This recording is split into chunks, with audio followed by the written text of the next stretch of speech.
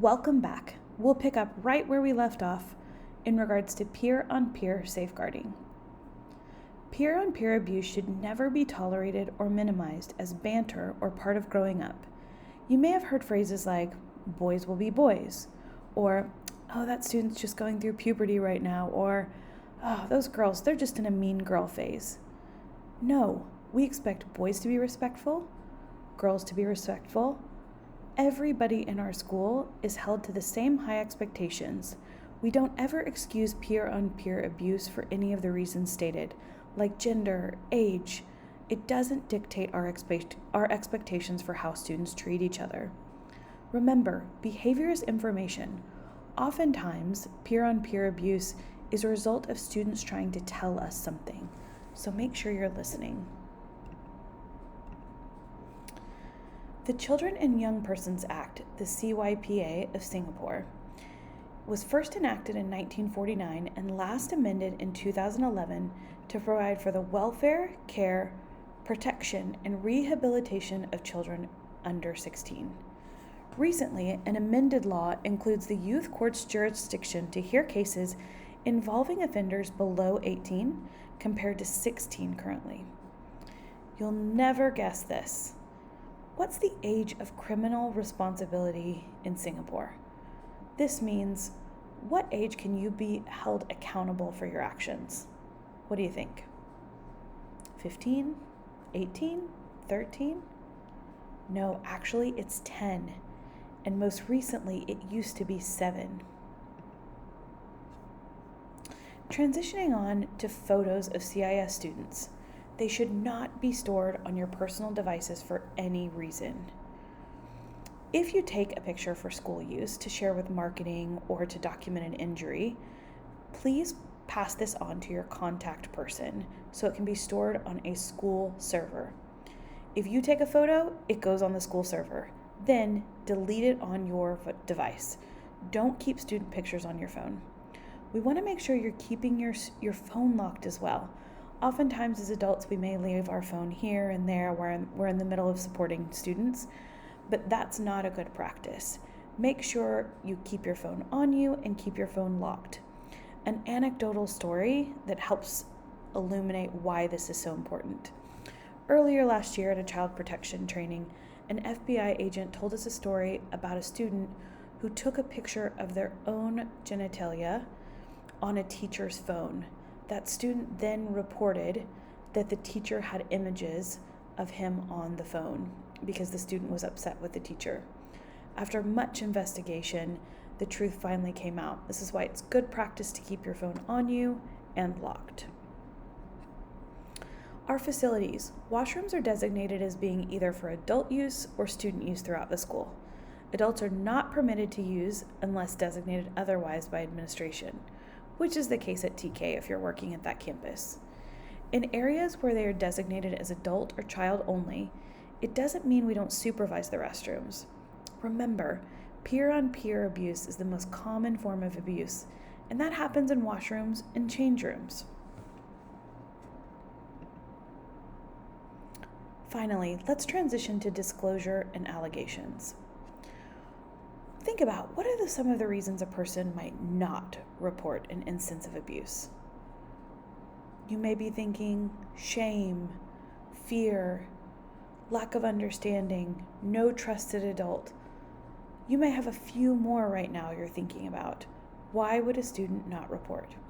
It's so important that at CIS we create an environment that welcomes students sharing with us if they've experienced a form of abuse. Watch along with me for how to respond when a child does disclose abuse to us.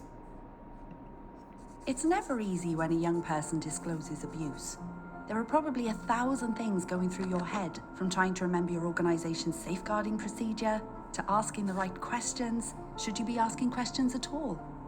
But no matter how anxious you're feeling, it's worth remembering that most young people only choose to talk to someone they really trust. So chances are you're already doing something right. Whatever the situation, here are a few simple things you can do to create a safe space for a better conversation. Help them open up. For some children, talking about abuse can be scary. You need to show them that you care and that you are listening to what they say. This can be as simple as changing your body language, and avoid anything that can make you seem distracted or distant. Keep your focus on them. They're the most important thing right now. Slow down and take your time. This chat might only be a small part of the disclosure. They could just be testing the water, so let them go at their own pace. Even if the gaps in the conversation feel awkward to you, it's their story. Give them time to tell it. Reflect back and show you understand by simply going through what they've told you already. If possible, use their language. The specific words they use are an important part of their narrative. And although it's easy to jump to conclusions, or even solutions, right now they just need to feel listened to. You can practice these techniques whenever someone's telling you a story, helping them to open up, slowing things down, and reflecting back in everyday conversations won't just make you a better listener, but will also prepare you for when a disclosure does happen. It could change a young person's life.